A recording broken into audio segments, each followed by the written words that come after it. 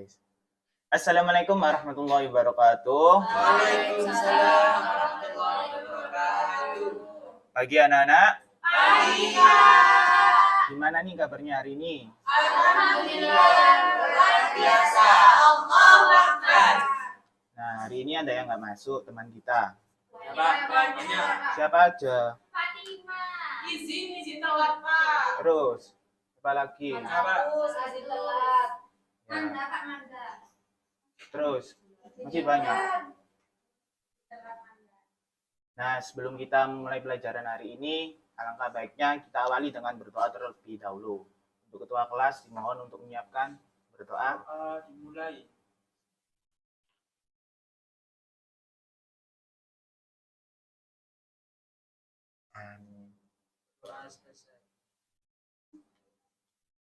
Nah, kemarin kan kalian sudah membahas tentang apa aja di minggu kemarin, ayo. Materi yang kemarin. Haki. Terus, apa aja? Proposal usaha. Ya, betul. Terus, Rencana produk. rencana produk. Nah, betul.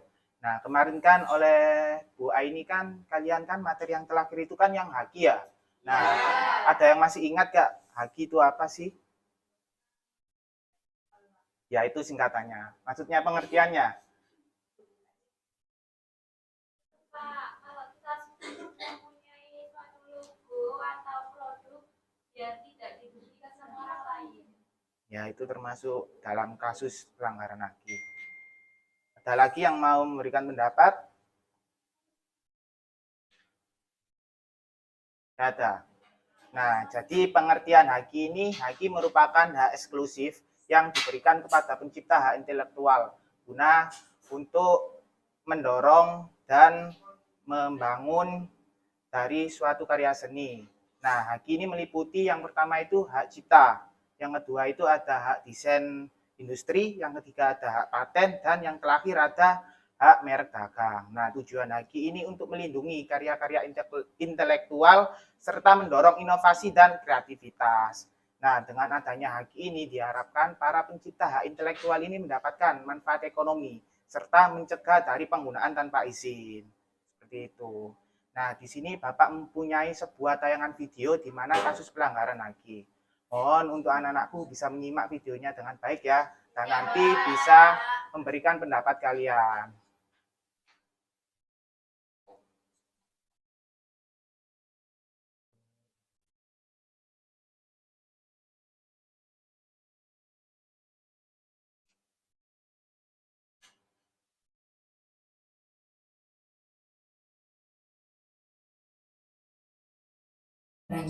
Hanya disebabkan rasa malas atau kurangnya. Dari sekian banyak kasus pelanggaran hak cipta, banyak di antaranya hanya disebabkan rasa malas atau kurangnya pengetahuan, terutama di sektor IKM.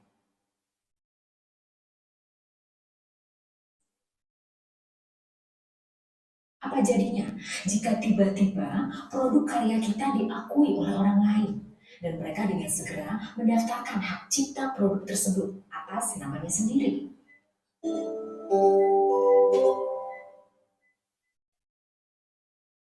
Halo rekan IKM, bila rekan IKM memiliki sebuah produk hasil karya sendiri, mengingat banyaknya kasus pelanggaran hak cipta, ada baiknya terlebih dahulu rekan IKM mendaftarkan hak cipta hasil karya tersebut agar orang lain tidak dapat mengakui produk tersebut sebagai miliknya.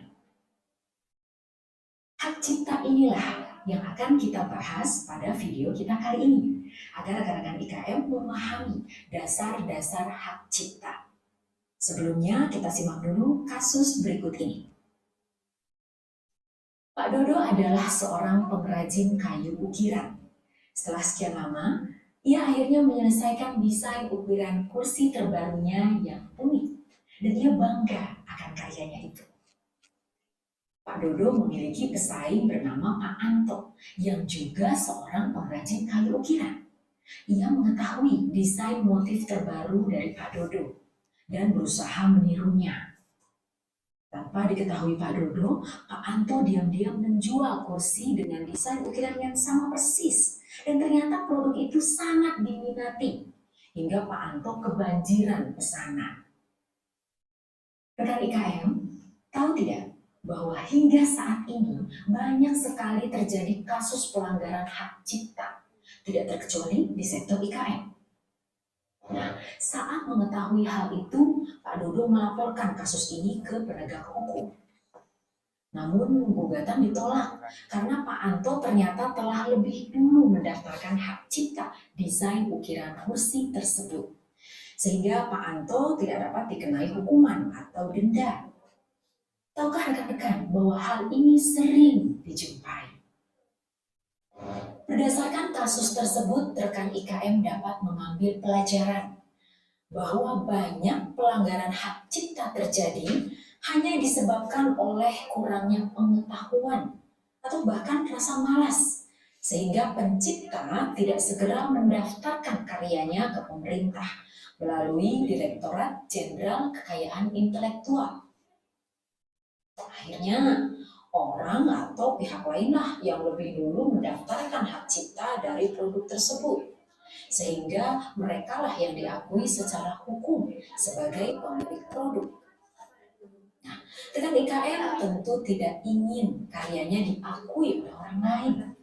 Rekan IKM pasti sudah tahu kemana hak cipta tersebut harus didaftarkan. Tadi sudah kita singgung ya, bahwa hak cipta didaftarkan ke Direktorat Jenderal Kekayaan Intelektual.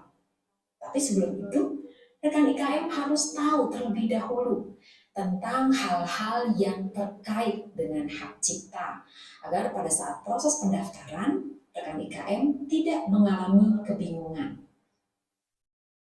Ini adalah 4 hal dasar yang perlu rekan IKM pahami sebelum berlanjut ke tahap pendaftaran. Pertama, yakni pencipta.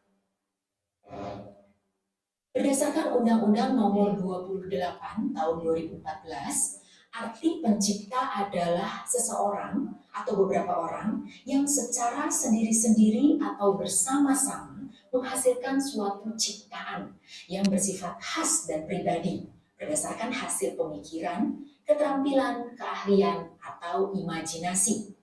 Bisa pula orang yang merancang suatu ciptaan tetapi diwujudkan oleh orang lain di bawah pimpinan atau pengawasan orang yang merancang ciptaan tersebut. Orang yang membuat suatu karya cipta dalam hubungan kerja atau berdasarkan pesanan juga dapat dikatakan sebagai pencipta. Begitu pula badan hukum yang melakukan pengumuman serta pendistribusian atas hasil ciptaan yang berasal dari badan hukum itu sendiri. Dari 4 definisi tadi dapat kita simpulkan bahwa pencipta adalah seseorang atau kelompok maupun badan hukum yang memiliki upaya dan bertindak dalam penciptaan suatu hasil karya. Berikutnya adalah ciptaan. Ciptaan adalah hasil setiap karya pencipta dalam bentuk yang khas dan menunjukkan keasliannya dalam lapangan ilmu pengetahuan, seni, dan sastra. Secara sederhana, kita bisa pahami bahwa ciptaan adalah bentuk akhir dari sebuah karya atau hasil karya itu sendiri. Masih ingat kasus di awal video? Mungkin rekan IKM sudah dapat menebak bahwa Pak Dodo adalah pencipta yang sesungguhnya. Sedangkan ciptaannya adalah motif ukiran yang ada pada kursi Pak Dodo. Perlu rekan IKM ketahui bahwa pemerintah melindungi ciptaan dengan memberi kebijakan hak cipta. Nah, hal dasar ketiga yang juga perlu rekan IKM ketahui adalah arti dari hak cipta itu sendiri. Menurut Undang-Undang Nomor 28 Tahun 2014, hak cipta adalah hak eksklusif bagi pencipta atau penerima hak untuk mengumumkan atau memperbanyak ciptaannya atau memberi izin untuk itu dengan tidak mengurangi pembatasan-pembatasan menurut peraturan perundang-undangan yang berlaku. Maksudnya, pihak yang memiliki hak cipta secara hukum diperbolehkan untuk mengumumkan dan memperbanyak hasil ciptaan. Selanjutnya yang terakhir, yang juga diatur dalam undang-undang, yakni pemegang hak cipta. Siapa sajakah yang dapat dikatakan sebagai pemegang hak cipta? Yang pertama, tentunya penciptanya. Kedua, orang yang menerima hak cipta dari pencipta juga dapat menjadi pemegang hak cipta. Begitu pula orang lain yang menerima lebih lanjut hak dari orang tersebut. Oke rekan IKM, setelah menyimak video ini, kini rekan IKM memahami pentingnya kesadaran untuk segera mengajukan hak cipta atas sebuah hasil karya. Rekan IKM juga sudah mengetahui hal-hal dasar yang berkaitan dengan hak cipta. Untuk mengetahui lebih lanjut mengenai bentuk-bentuk ciptaan yang mendapatkan perlindungan, pastikan rekan-rekan menyimak video selanjutnya. Sampai jumpa.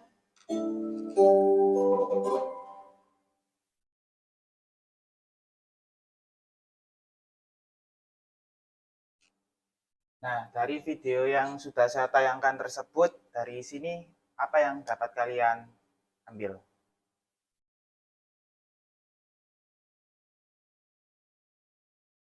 Kita perlu mendaftarkan produk yang kita ciptakan agar tidak dicap atau diambil oleh orang lain. Ya, betul. Ada lagi? Nggak ada. Jadi intinya itu kalau kita mempunyai suatu karya atau produk, segeralah untuk kita itu mendaftarkan produk kita ke Badan Direktorat Jenderal Kekayaan Hak Intelektual, supaya produk kita itu tidak disalahgunakan oleh orang lain dan tidak dijiplak oleh orang lain, seperti itu. Nah, di sini Bapak akan membahas beberapa kasus tentang pelanggaran haki ya.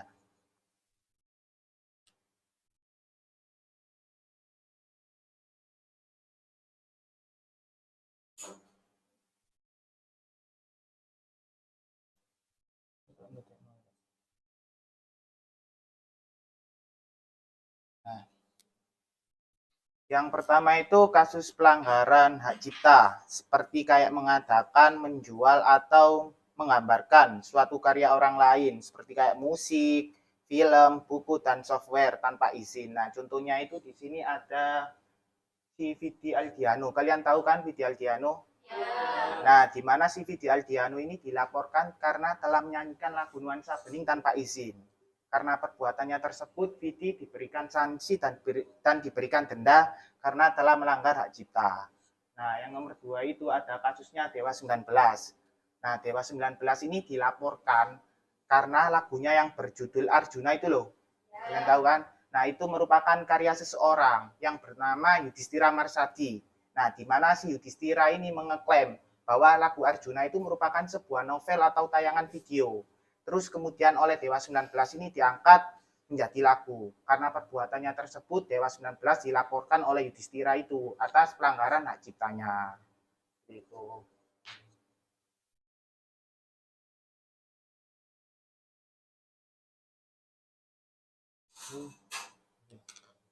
Terus kemudian ada kasus pelanggaran hak paten.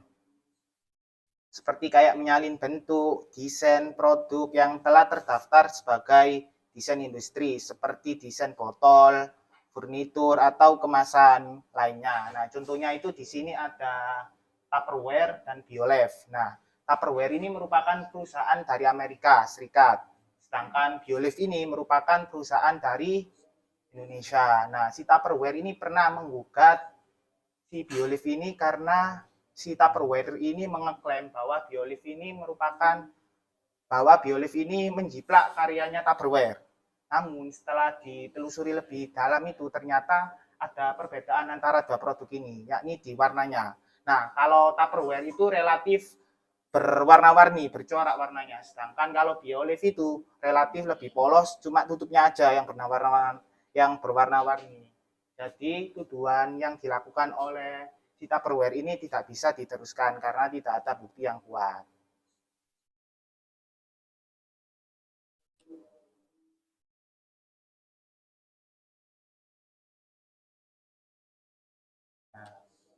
Kemudian di sini ada pelanggaran hak paten, seperti kayak menggunakan, membuat, menjual, atau mengimpor produk atau teknologi yang telah dipatenkan tanpa izin. Nah, contohnya itu di sini ada Nokia dan Oppo. Nah, si produk Nokia ini melaporkan produk Oppo ini karena pelanggaran hak paten. Nah, karena si produk Oppo ini telah menggunakan teknologinya Nokia. Teknologinya yaitu teknologi yang 3G dan 4G. Karena perbuatannya tersebut, si Oppo ini dikenakan denda dan diberi sanksi karena telah melanggar dan mengambil teknologi Nokia. Gitu. Nah, kemudian ada pelanggaran hak merek dagang, merupakan seperti kayak menggunakan nama atau logo yang mirip dengan merek dagang yang terdaftar untuk produknya yang sama atau sejenisnya. Contohnya itu di sini ada ayam geprek Bensu dan ayam geprek Beni Sujono. Nah, si ayam geprek Bensu ini pernah melaporkan ayam geprek Beni Sujono ini karena kasus pelanggaran hak merek dagang. Nah, si Bensu ini mengeklaim bahwa Beni Sujono ini telah menjiplak suatu logo yang telah dibuatnya oleh Bensu ini. Namun setelah ditelusuri lebih dalam, ternyata Beni Sujono lah orang yang pertama kali mendaftarkan logo tersebut. Jadi tuduhan dari Bensu ini ditolak mentah-mentah karena Beni Sujono lah orang yang pertama kali mendaftarkan produknya dan disebut sebagai tuduhan yang prematur atau tuduhan yang tidak bisa diteruskan. Begitu. Nah, betul. Nah, dari paparan materi yang sudah Bapak berikan, apakah ada pertanyaan di sini? Tidak. Nah, kemarin kan, semalam kan Bapak sudah memberikan soal ya? Ya. Nah, untuk itu kan Bapak sudah membentuk kelompok kan? Dimohon untuk kalian segera kembali ke kelompoknya masing-masing. Segera berkumpul, ayo. Baris ini, Pak. Nah, saya mau jelaskan. Jadi di sini ini materinya ini kita akan membahas tentang debat ya, tentang mengamati kasus pelanggaran yang ada di Haki.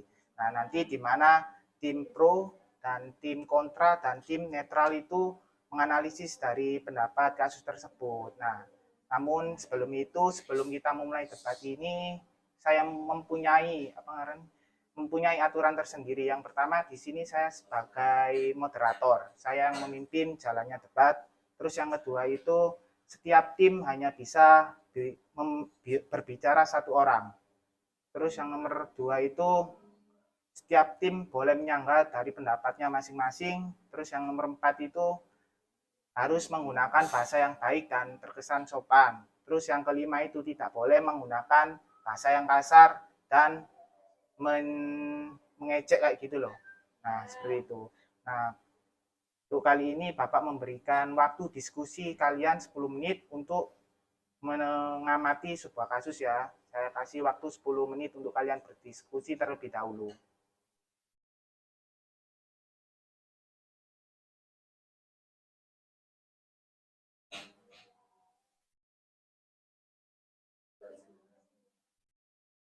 Nah, ayo berdiskusi. Diskusi. Ya, kenapa? Ini aja perwakilan aja dari kelompok yang mau menjawab, gak apa-apa. Ya gak apa-apa, atau lain dari pendapat gak apa-apa. Yang penting yang mau inisiatif aja.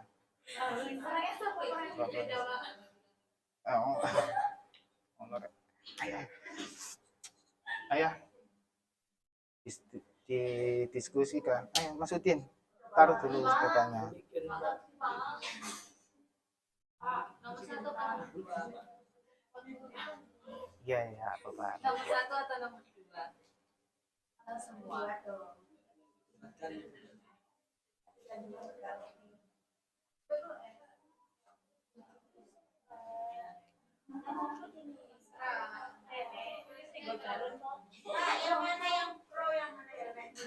Loh, saya kan sudah tunjuk.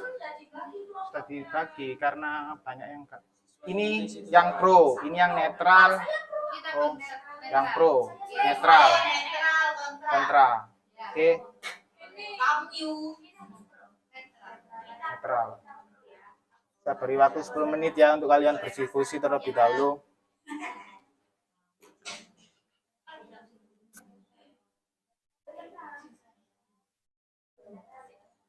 Tidak muter-muter ya.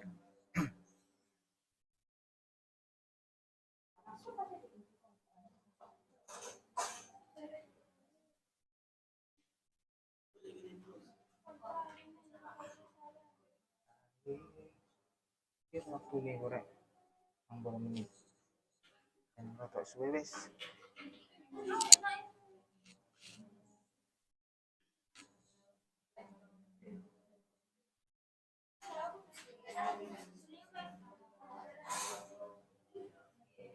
Enggak iki gawe satu ae. Maksudnya gawe anu lah ngadep-ngadepan.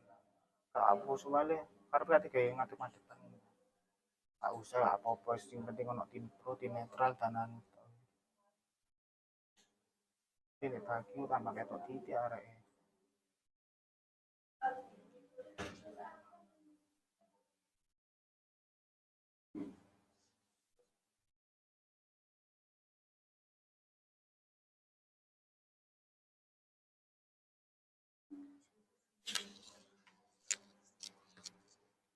Silakan kalian amati kasusnya ya.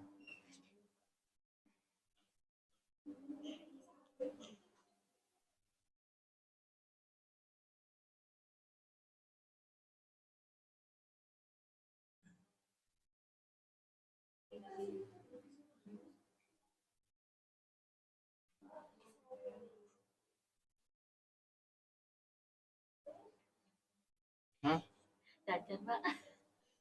Iku praktek itu. Praktek itu ya. Berdiskusi. Berdiskusi kalian. Diskusi dulu, saya kasih waktu 10 menit. Untuk menjawab ya.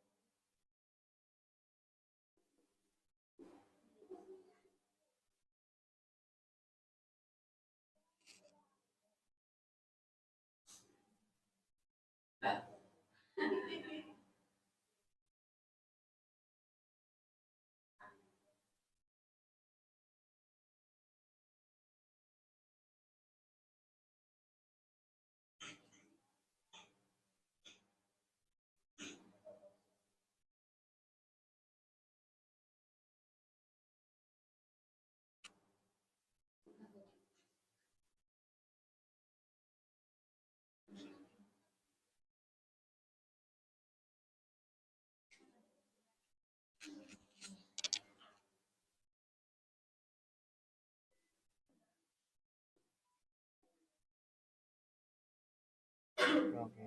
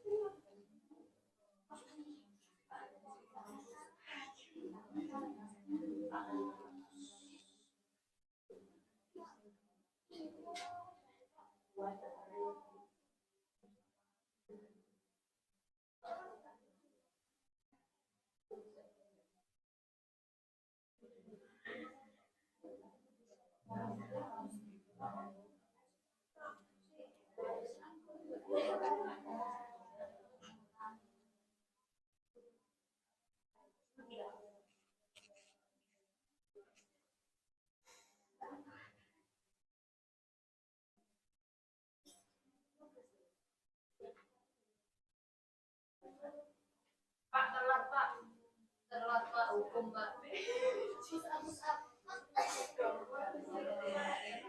Ayo duduk. Yasmin duduk ya. Maaf ya, Pak. Ya.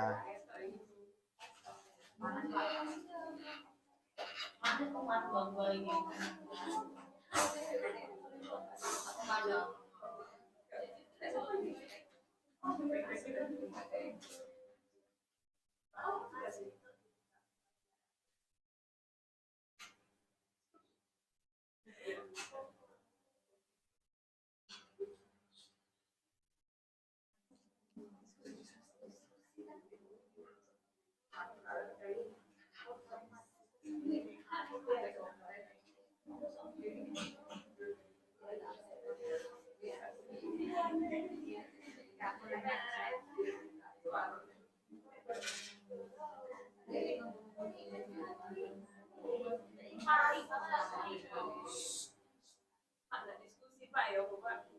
Kamu itu baru datang rame.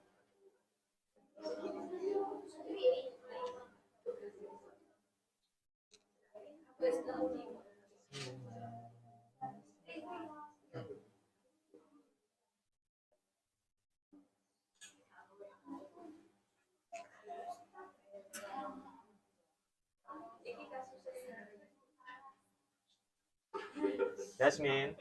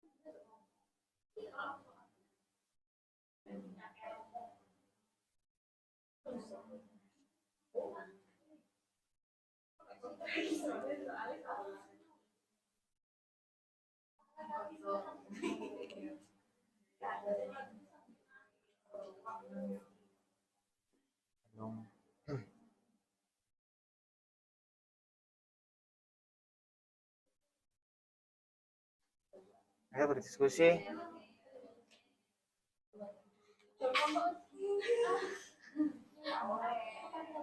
Apa bahas ini hari ini?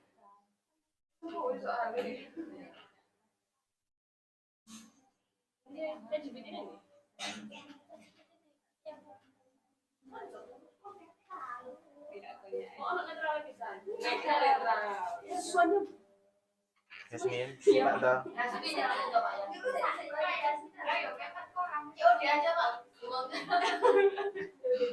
Ayo. Aku berdiskusi kurang 3 menit ya.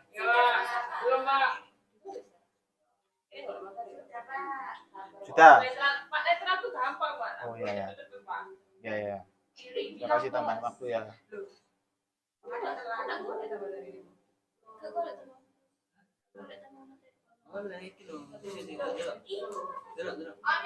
Materi ini. Kok enggak ada lebarannya, Mbak? Bahannya itu sudah ada di LKPD, kamu enggak? Ya. Kamu enggak boleh komen. Menurut saya kita sudah ada di DPT untuk menguatkan argumen kita. Kamu bukan lu kok, kenapa kamu nggak ikut sih? Ayo. Tolong. Cek deh.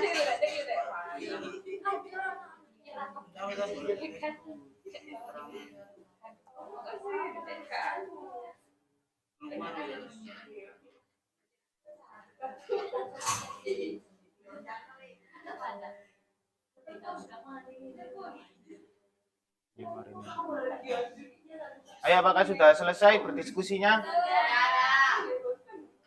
Sudah ya.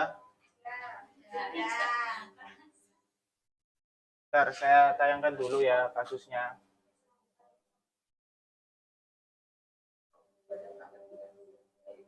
Nah, ini ada sebuah kasus di mana Kasus ini Lesti dituding telah melakukan pelanggaran hak cipta karena menayangkan dan mengcover lagu ciptaan Yoni Dores tanpa izin. Nah, bagaimana menurut pendapat Anda? Saya minta dari pendapat tim pro dulu mengomentari atas kasus tersebut. Kami mendukung tindakan hukum terhadap pelanggaran hak cipta yang dilakukan oleh siapapun, termasuk artis. Ini nih pakai mic. Seperti artis terkenal Lesti. Dalam kasus ini, Lesti dianggap telah menyanyikan dan mengcover lagu milik Yoni Dores tanpa izin resmi.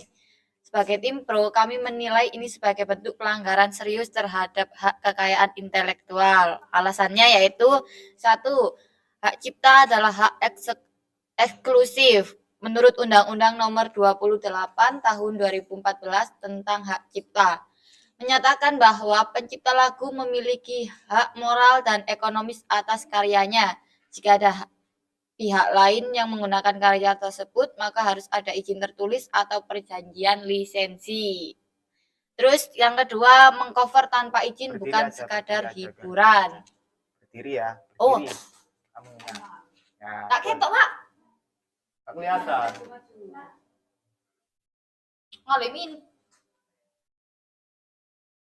Nah, di situ wis, tak apa-apa.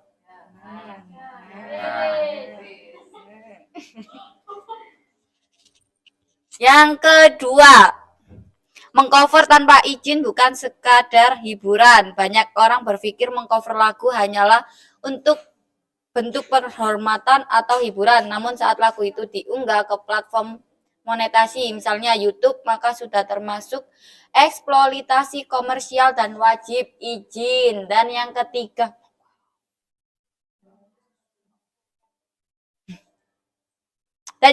efek jerah dan edukasi.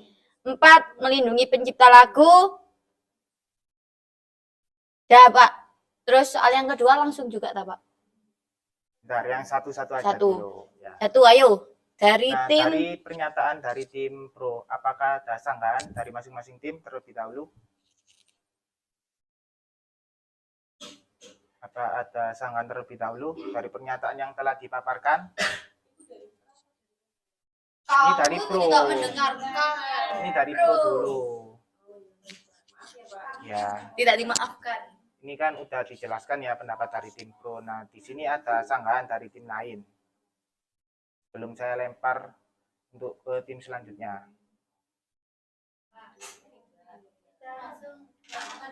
Terima kan ya? Pak, mungkin lebih baik untuk satu tanggapan jadi diskusinya lebih mengalir Pak. Jadi setelah penanggapan dari pro, kita jalan masuk dari kontra dan netral, jadi kayak putar gitu. Oh, Dari ya. satu-satu dulu. Lik. Mas Kopi gitu Pak. Satu sih, tak, Pak? Biar nggak lupa juga Pak saya Pak. Oh ya, nggak apa-apa wis. Alasan kami satu dulu ya. Satu dulu kan ada 4. Hak cipta adalah hak eksklusif.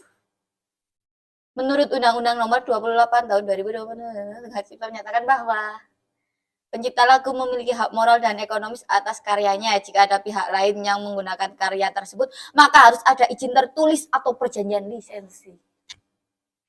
Bantah ya, undang-undang loh. Kamu tak penjara nanti. Sudah kan satu katanya. Nah, kemudian saya ingin mendengar dari komentar dari tim kontra. Bu Yasmin, boleh? Bu Yasmin. Baik, terima kasih izin menanggapi ya terkait kasus yang pertama. Tadi kan Ya. sudah diatur oleh undang-undang bahwa harus ada perizinan terkait penggunaan hak cipta. Nah, akan tapi dalam kasus ini penggunaan pengcoveran lagu oleh Lesti Kejora itu ditayangkan di YouTube, di mana dalam bentuk monetasi itu tidak selalu butuh perizinan karena banyak sekali akun-akun di YouTube itu melakukan cover tanpa izin. Contoh, misalnya kalau kita sebagai misalnya saya orang biasa tapi mau mengcover lagu orang Korea atau public figure yang sudah besar, tidak mungkin kan saya harus memperoleh izin tersebut. Akan tetapi dalam monetasi YouTube itu kita digantungkan dalam sebuah karya, Sehingga penggunaan monetasi atau pendapatan yang kita dapat dari YouTube itu dari hasil karya kita, bukan perizinan seperti penggunaan hak cipta dalam konser-konser. Itu beda lagi karena pasti itu mendapatkan uang dari beberapa lagu yang akan kita nyanyikan. Jadi per lagu itu ada harganya seperti itu. Jadi mungkin jadi untuk undang-undang yang diatur tersebut biasanya dilegalkan untuk penayangan off air atau konser seperti itu. Terima kasih. Nah, untuk dari tim-tim lain, apakah ada sanggahan dari pernyataan itu? Untuk tim netral, silakan memberikan pendapat. Kita menghukum siapa yang salah.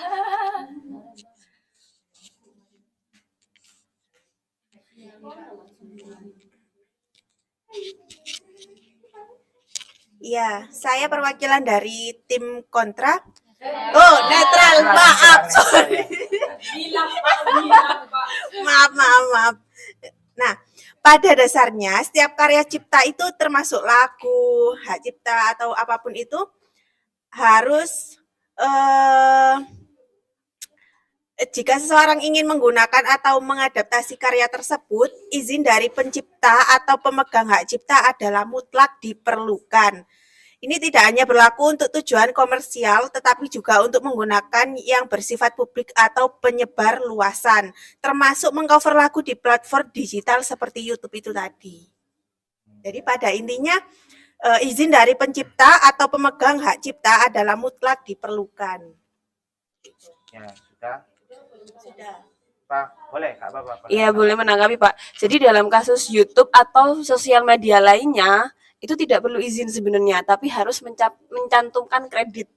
Kalau misal kalian tahu bahwa konten-konten digital itu biasanya kayak ada akun-akun yang nge-repost bahwa karya aslinya itu yang di-repost terus ditambahkan logo dan sebagainya itu harus mencantumkan kredit.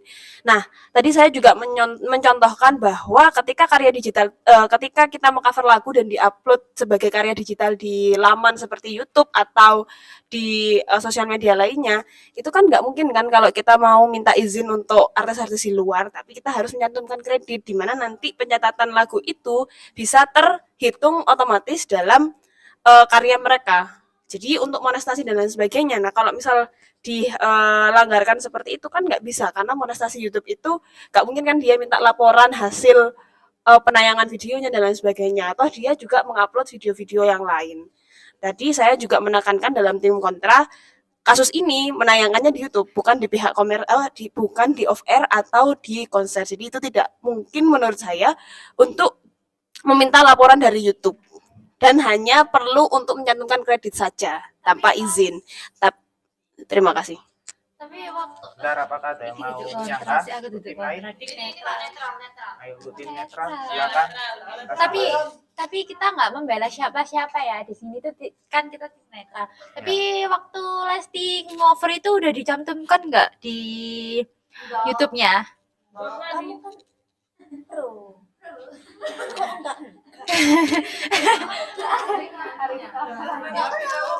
Coba dicek. Berarti kan di sini kan yang salah kan juga tim itu ya, mungkin pihak dari Lesti. Ya dia mungkin nggak sepenuhnya salah dari kacamata hukum yang lebih mendalam. Jadi mungkin biar sama-sama adil antara Lesti sama pihak pencipta itu mungkin bisa membayar denda untuk ini sih. Iya, ya kan ngover tanpa izin dan mencantumkan nggak ke YouTube-nya tadi. Katanya kalau dicantumkan itu nggak masalah, tapi kalau nggak dicantumkan itu masalah.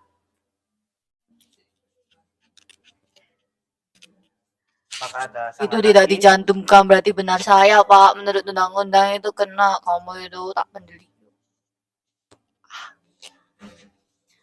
Apa Udah masih ada tim sanggahan? konten apa? Untuk tim pro, Iya Pak. ada sanggahan lagi? Enggak benar saya. Nggak ada benar dan salah, woi. Ada saya yang benar.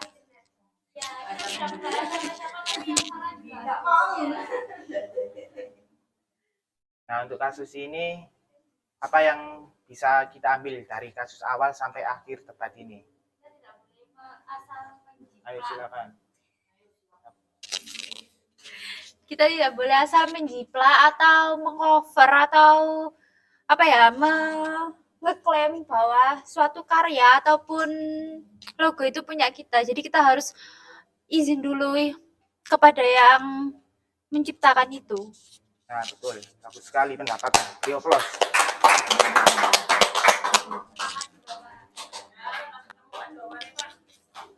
Nggak usah ditambahkan. Kamu mau menambahkan kesimpulannya? Oh enggak. Nggak usah. Oh, mengklarifikasi yang tadi dia Pak. Ya, nggak apa-apa.